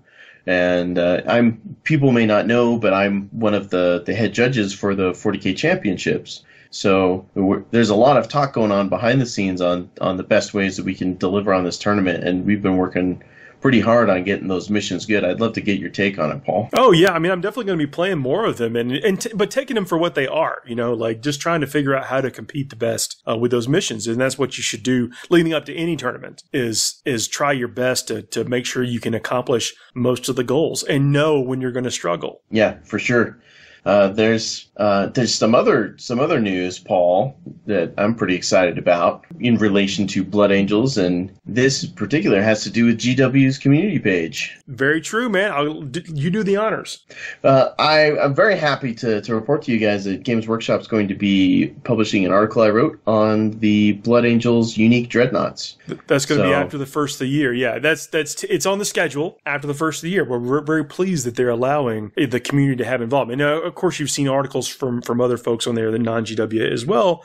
But they really are trying to make their community page about the community, and we're really happy to be a part of that. Yeah, I mean, you had an article that went up during Blood Angels pre-order, or what the week after Blood Angels pre-order went up, talking about Death Company and Sanguinary Guard. Yep, and it's really cool. It's an awesome opportunity to kind of put into this big machine, right? This what 40k is now. And moments like these make me reflect on how much things have changed over the last couple of years when it comes to... We say it all the time, but it's such a good time to be playing this game, be involved in it. Yeah, so hopefully you guys like that article. We'll share it on our Facebook page when it comes out. But right on. Thank you, GW. I'm excited. I mean, the Dreadnoughts we talk about angry. We give them as much grief as we admire them. Yeah, angry washing machines of death. But they are just such a mainstay or whatever. So anything that helps people get them more on the table and play them effectively. And I mean that as far as like their playable options. Exactly. And who knows, as missions evolve and stuff like that happens, because we will see shifts. Like when demons come out, I'm willing to bet that's going to be one of the things that like may influence how many las cannons people take in a list, because a las cannon, it may kill a dreadnought, but it also just kills one plague bearer. Yep. That's very true. Speaking of which, not to go, I mean, I know we're kind of rambling along a bit. On the Facebook page today, we saw a painting video doing an example of painting on an unreleased Nurgling. Yeah, he was riding some kind of weird fly thing, wasn't he? That seems, I mean, how weird is it if it's Nurgle? I mean, I just accept it at this point. I don't, because I'm not a filthy trader. Emphasis on the filthy. Double on the filthy. But that had to be, something that comes, like all these cool, like Nurgle dudes came with accessory Nurglings, specialty Nurglings. Yeah, I'm pretty sure that Nurgle champion only sold because people wanted sassy Nurgling. You're probably right. It's like it's the weirdest, grossest Pokemon ever. Well, I don't know if this one was painted. We know nothing about it other than, they were obviously teasing with it, right? But it has to be associated with something larger. Well, if it's just one giant, like 50 millimeter base for that one Nurgling. Deservedly so. He's on a pile of poop. Yes. That's it. That's the new model. It's just a big pile of poop with a Nurgling on top of it. That's all I see when it comes to Don't even talk like you wouldn't buy it. I wouldn't buy it. My kids would freak out if I came home and like, let's assemble a pile of poop model. They would think that would be the greatest thing ever. Hobby time for the whole family. I think if I had to guess, if the base that he was painting on has any context clue or not, who knows? I would suspect like a Nurgle demon character of some kind. Do they need another one? Yes. They just caught Mortarion. They do. He may be a demon and he may be a character, but he is still a Heretic Astartes. We can, but based on the community post, we know that demons, the Codex, is going to be coming after the first year sometime. Yeah. There's some people saying, hey, that's going to be a new Great Unclean One, but if it is, it's going to be the tiniest Great Unclean One I ever did see. Yeah, I saw somebody say it too. I was like, I feel like the Great Unclean One's a little greater than that base. Nope, they've been doing us a solid. He's been hard to get out of line of sight for years. He's been such a pain in the butt to get a good carrying case for. Now he's going to find behind solid pain in the butt. You guys do not know what you are doing to me right now.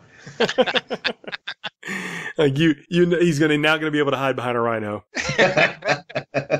No, we don't know what it is, but it's just pure speculation. But it was neat to see. It was a nice little bonus here around the holiday time, just so they're keeping us on our toes. Obviously, it's going to be all over the internet tomorrow.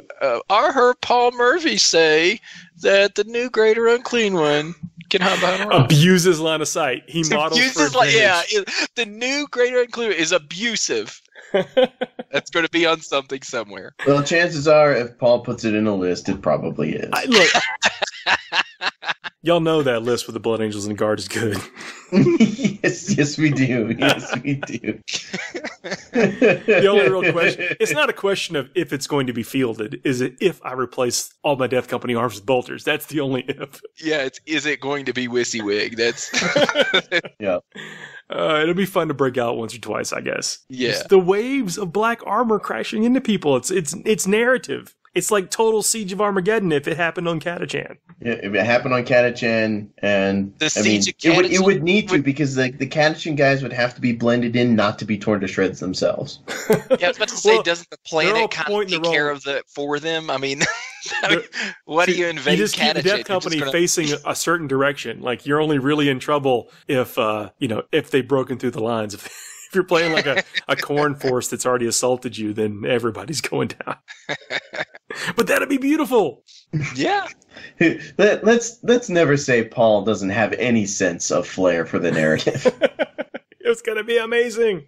I can't wait. So that's, I know we've jumped around a lot on this, but there is, we're kind of in one of those periods now where we haven't got a lot of releases. The things are starting to settle down. We're getting ready for tournaments, of course.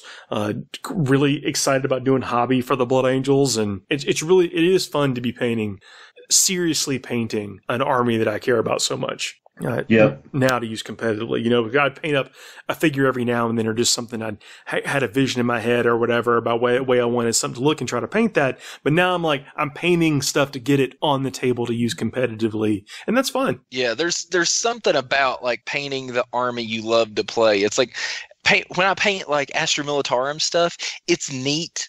And it's fun, and I know they're like stupid good, game wise, but I just never get as excited about painting guardsmen as I do when I paint Dark Angels. Like I will spend so much more time on each individual model, and I enjoy it, and it doesn't feel like work. So it's always great when your codex comes out, and you're getting to pull out toys that you haven't used, or you're getting new toys and you're putting them on the table, and it definitely helps you stay motivated. Been seeing people's Talon Masters that they've been making and posting on the internet. We do have a kit bash crew, by the way.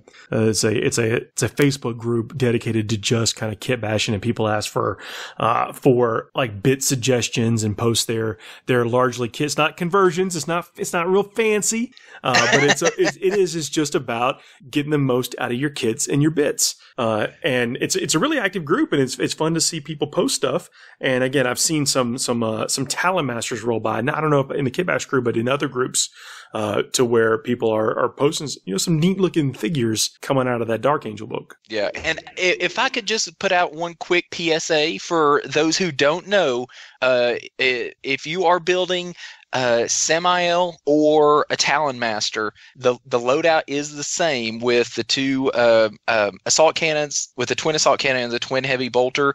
If you don't know, most of you do, I'm sure, but if you don't know, the Ravenwing accessory pack is like $14.75 from G-Dubs, and it makes that. It's got the twin assault cannon and the twin heavy bolters. It'll turn a land speeder into that. Yes, you take the land speeder kit, and it's got the bits you need. It's even got the sword. It's got the hand with the sword and everything you need to trick out a land speeder to be a Talon Master or for it to be Sable Claw.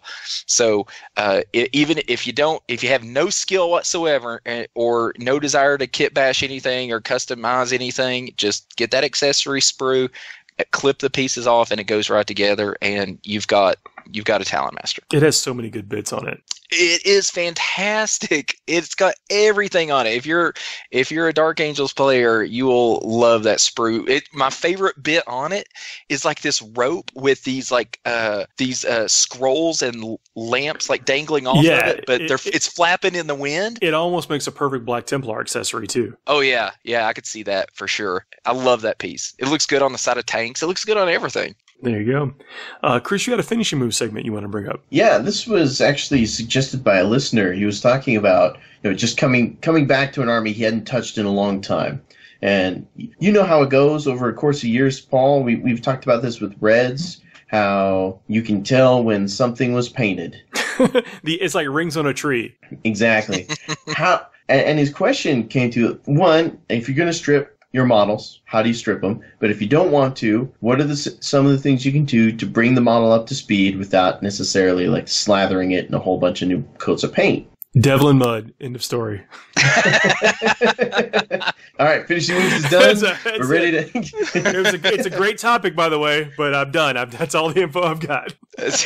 And I'm spent. Well, first let's talk real quick about stripping. Because stripping models. Cue the music. Plastic models. Yeah, stripping miniatures, not models, because stripping miniatures is one of the easiest things you'll do generally. And I don't know what you guys use. Well, it does. It matters whether or not it matters how the miniature was base coated. If it's base coated with an enamel, then you're only going to get so much out of the strip. If it's an acrylic, it's different. I mean, and I think that affects what product you're going to use. And I think what you're probably talking about something that was primed, possibly with an enamel, maybe not, but then not primed at all, because these are some old models we're talking about, early skill level stuff. Maybe who knows? Yeah, but generally, a jar, get like a mason jar, and get some simple green. Pour some simple green in there, and just soak the model in there. You can get that online, and also it's like it's at discount stores, or I've just seen it at Walmart for like 70 cents for a big bottle of it. Guys, we all know someone in the military. Just go ask any of your buddies in the Army. Trust me, they've got jugs of this stuff laying around. I had a guy wash a bunch of canteens in it one time. That went real well. But the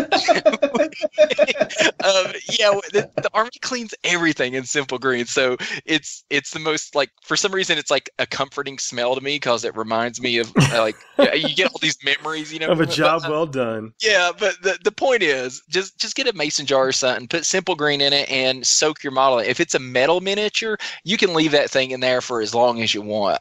Plastic people say not to leave it in there. You know, you don't really want to go like more than a day. I think I don't even know if you want to go that long. Well, you put it in there for a long period of time. You may drop them in before you leave from work. Check them when you get back from work. Yeah. But basically, what'll happen? You do that. Take an old toothbrush or your wife's toothbrush, whichever, and you just scrub it. And I did it with a Watcher in the Dark the other day. It was one of the first models, one of the first metal miniatures I ever painted. So I was going back and stripping it and starting over. And I just, soaked it, and the toothbrush, I just scrubbed it, and everything came right off. It was actually really fun because it was really neat to see everything just strip off. It was a fun experience. Now I've got a buddy. He tried stripping some Eldar like jet bikes he got one time. And everything came off except he found out that this guy had used some red primer like under 3 coats of paint, and whatever that primer was would not come off. So I guess stripping isn't foolproof, but it will definitely take a lot off, and usually it'll get you all the way down to the plastic or the metal. So I mean, that's pretty much stripping. No, you are right. You want to find, there are other products too. There's like a purple degreaser. Yeah, what is that called? I think it's called purple degreasing stuff. Yeah, real technical over there. But you'll see it. It's like at Home Depot. It's like a 2-gallon jug or whatever of purple degreasing. Okay, is it purple power degreaser? That sounds right. I think that's it. I think that's the but Walmart. It's important to remember that these are chemicals, so safety is important with this stuff. Yeah. So appropriate. Some of these things you don't want to touch with your skin. No, you don't, especially not the purple degreaser stuff. Yeah, like the simple green, you can stick your hand in there; it's going to be fine. Just wash it after. Don't leave your hand in there for a work day. If you're going to be reaching in and messing with the model and manipulating the model and dipping it back in, you're gonna want gloves. Yeah, I don't know. Your hands are going to smell delicious after that simple green. I'm talking for either one of these. I recommend gloves. One other thing I kind of want to bring up when it comes to stripping paint off models is something I was turned on to when I went to a secret weapon painting class that was done in Utah here this year, and it was isopropyl alcohol. Oh, really? Will that do? Yeah, 90% isopropyl alcohol. A lot of people use that to clean their airbrush, so I would imagine maybe it does do something. So I watched as he pulled out this block of resin that he'd used in his painting tutorials for like 3 years. Someone was like, how good is it really at removing paint? So he put some of the isopropyl on this block that had 4 or 5 layers of paint and weathering stuff all over it from various demos across however long it was. And he left it on there for about 60 seconds, I think, and then wiped away with the paper towel 4 layers of paint. Oh, wow. Man. Well, pretty much anyone can get that. But what I was going to suggest, if you live someplace that you don't have access to, the products that we've mentioned, you should be able to find what the active ingredient in those products is information online, and then order something equivalent to where you are. For sure. Yeah, absolutely. And that is, I wouldn't leave the models in forever. Like, just don't jump them in and come back. I think I would do it like it's got to be hours for it to work, for something like, especially the simple green. But you'll be able to use like a toothbrush again to work that paint off of the model, and you'll get it to a level like it, and it's also not going to come out squeaky clean. Yeah, there's always going to be like a little bit of paint residue in like the crevices and things. And one other thing to kind of keep in mind, we've talked about pewter models, we've talked about plastic models, but with resin, you want to be extra careful with how long you're soaking things, because resin is a porous material. It will absorb whatever you leave it in over an extended period of time, and it won't dry right away. That stuff can still be kind of leaking out and ruining your undercoats and the paint coming off. That's a great point. Well, after you soaking it for a long period of time. So something that you can use, maybe the isopropyl, like in the case of a resin miniature, is going to work better, because you're going to be spraying it on, not leaving it on for a long time, and then rubbing the paint off pretty quickly. It evaporates probably a lot quicker than the other two things we mentioned also. Yeah. So, just an idea there. But with stripping paint out of the way, Paul, I mean, you were talking about your death company, Devlin Mud. Oh, sorry, I thought it was time for. Just had to say it again. Devlin Mud. Paul's not even on here right now. He's just hitting a button that he's recorded that says Devlin Mud, and then he's just going to hit it every few seconds. It's his text tone. He gets a message from Ricky. Devlin Mud. Devlin Mud. But in all seriousness, explain Devlin Mud for the uneducated. No, I was just mentioning that you could put a coat of wash, especially if you've got an old eBay salvage or whatever. And that's actually part of the core concept of the finishing move segment, is about that 5 extra minutes on a model to make it look a lot better. And that holds true for eBay salvages or old models. You can use almost any tactic that we've mentioned, because there's always going to be a pouch on a figure that's supposed to be leather, but it's just painted black. Maybe you weren't good at edge highlighting when you did this miniature originally, and you didn't highlight the bolter or the gun or something that's just painted in a flat color. And those are the things that you can look for to really make a model stand out. I mean, you've done the hard work. You've painted in, you've blocked in the colors, or someone else has blocked in the colors. Like what I see from trade, when you get a model in a trade, or you bought a model off eBay or a swap meet at a local store or whatever, is that the faces are almost always jacked up. Where if they just put like a coat of sepia, a little thin down sepia wash on there, then all the detail's still there, and you got a radically different looking miniature. Yeah, but Tim Buck says he's still cross-eyed because they're always cross-eyed. So never paint the either eyes. wall-eyed or cross-eyed. There's something in there. Just go back to our Adepticon coverage where we talked to Duncan about painting eyes. The advice was don't. Yeah. I mean, I did. We finally got a tip out of him, but that was. He's like, "Why would you paint crazy eyes on a sergeant or whatever?" Nobody's ever going to see it. I mean, I tell you what, if you're going for a painting award, and you know that somebody's going to pick that thing up, and stare at it and critique every bit of it, paint the eyes. Well, okay, let's just say though that you've got this miniature that you've painted. You painted it 10 years ago. You painted it 5 years ago. You got it from best somebody mini you ever painted up a to year that ago. point. You do want to make it look better. Well, now the time that you would be spending on all that other stuff on the miniature is now been spent. This is fresh time. This is new time. It doesn't count. You could spend 20, 30 minutes painting eyes on them and feel like you've made a difference. Well, and if it's your miniature that you painted and you have used the same color, the same red or the same green or whatever, like I paint Dark Angels, so I've always used the same green.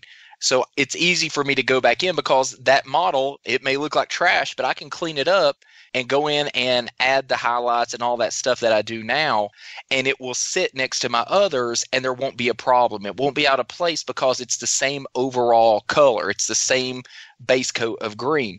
Now, if you get it through a trade and maybe this guy used a different shade of green or something, or a different company's version, and it's just a little off, it'll stand out. So that's the first step, I think, in bringing your older models up to par, is to make sure that they're the same base coat. Because if they're not the same base color, you should look at stripping it and just redoing the whole thing. But yeah, absolutely. Like you said, if they're the same color there, and all you need to do is come in, throw some edge highlights on it, maybe throw a wash in there that you didn't have before, and just do the details.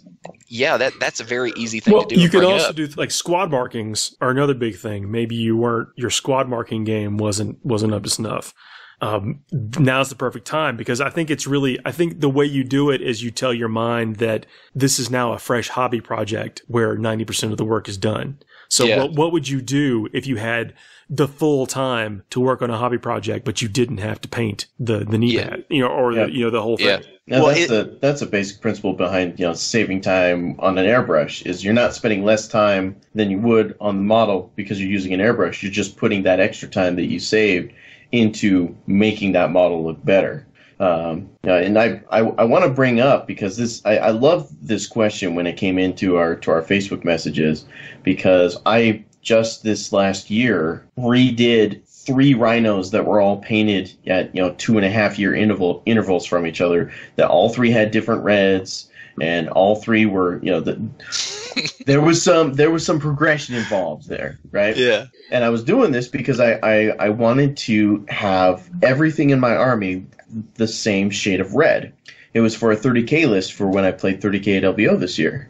So I found that the easiest way to do this with all these different shades of red was to come back to one color, because I didn't want to strip all of them. I didn't have time to let them sit and to redo the whole thing. I was in school, very limited time budget, right? I found that by taking like a Mephiston red and dry brushing progressively additional coats on there, I was able to put down the matching color and get it to at least a semblance of where it would have been if I had started it from scratch without adding a ton of paint to the model. That's good. That's good. You found something that works. You just dry brushed up until the colors matched closely. That's pretty cool. Right, and because it's red underneath, even though it was a different shade of red on 2 or 3 of these, the way that the light works reflecting on the color underneath, the subtlety of that is almost invisible. You just never have those rhinos together. No, you put them next to each other right now, Paul. You would not be able to tell that they were painted. Oh, no, I agree. I'm saying in the beginning, in the beginning, yeah. You just can't. They're always deployed in opposite ends of the table. Yeah, this was when I was making my first display board. I was really trying to push my hobby level, my hobby score to that next level. Putting our finishing moves into practice. And it was really important to me that it matched the same color tone as was on my Fellblade and on my Scorpius. I really wanted all the vehicles to look like they drove out of the same Thunderhawk transport. Yeah, I gotcha. No, this is all good stuff, and I think that's the big takeaways here for stripping is remember that they're chemicals and use safety. It's very possible to do it, and it does work, but try it on one model before you dump all your models in there, because you might not just do it all. Oh, that's just great. Go all the way. You might not have the chemical that works for the paint that's on that model. I mean, you might not. I don't know. And none of this stuff is expensive though, so it's not a big deal if you have to go out and buy another jug. Yeah, no big deal. I mean, it's simple green. You can use it around the house anyway. So you just tell Ricky. You probably just tell your wife, right? Oh, I'm planning on cleaning something. I didn't even have to. I was like, man, I need to strip this. And I went into the closet and she already had a huge jug of it.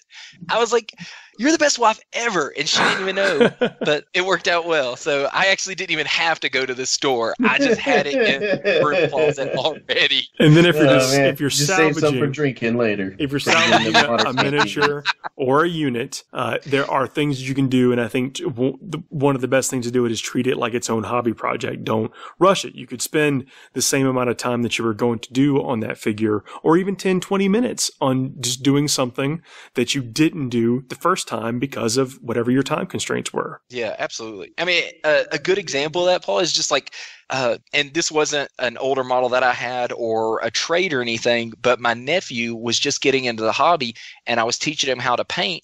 So he did his base coating and stuff on his Ultramarines on a tactical squad. He was putting the gold on the shoulder pads and all that stuff. And if we're honest, it was sloppy because, he was just getting started at it. But what it allowed me to do was when I went in to clean it up and just start matching the colors up where they needed to be and just tightening the model up, it saved me hours of work because he had already done so much of it. And all it needed to do was go in and clean it up and, do the things that a more skilled paint has. An example I've got is with like my Catachin camo on my tanks. Most of them were painted before there were base paints. So like painting the camo was just debilitating. Excruciating. I mean, when you're having to put 47 coats of Commando khaki on something to cover up the Dark Angels green. Yeah. Or sort of Caliban green, whatever it is now. But now the base coats exist. And so, I didn't shade every rivet on those tanks before. I didn't shade in the recesses of everything that you can see. But tanks shouldn't have rivets. When going back, I can take that tank that was painted 10, 15 years ago and spend 20 minutes with some wash, and it looks like it looks like a pro-painted tank. Yeah. If I had a bucket of Nuln oil, I would, every one of them. Keep that in the closet. Drink that instead. Oh man, hope the wife doesn't try to clean the floors with that. The street value on a bucket of Nuln oil, I think what we calculated at one time is like $16,000. Something like that, yeah. Oh man, that needs to fall off a truck. We'll go ahead and wrap up, guys. I thanks for everyone who's listened to our ramble, and I hope you get some benefit from some of the hobby talk that we've got. Maybe the list advice we gave this time is, the list advice this week probably a tad bit too specific, but hopefully you've enjoyed the talk with Colin and some of the other stuff we've gone over. But we'll be back next week. Happy holidays, everybody. Cheers. Enjoy yourselves.